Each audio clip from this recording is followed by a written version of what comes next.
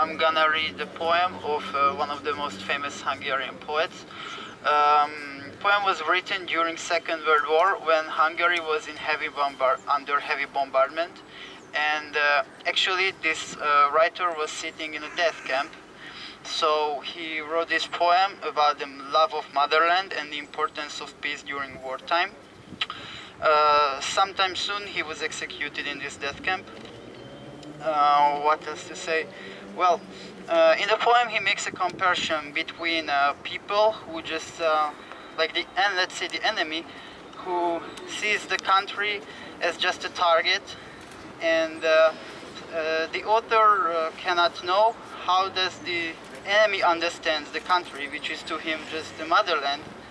So this comparison is going on, and at the end he explains his hope in the next generation, which will survive and bring peace and freedom for the motherland. And well, yeah, they could make the peace prevail in the country.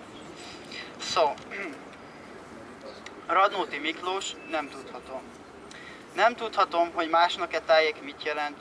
Nekem szülőhazám itt a lángoktól ölelt kis ország, messzeringó gyerekkorom világa. Belőle nőttem én, mint fatörzsből gyönge ága, s remélem, testem is majd e földben süpped el.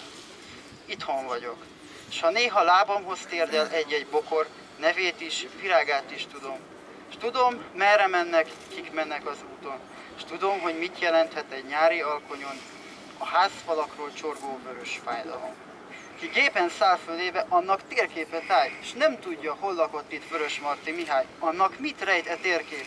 Gyárat, s vad laktanyát, de nékem szöcskét, ökröt, tornyot, szerít tanyát.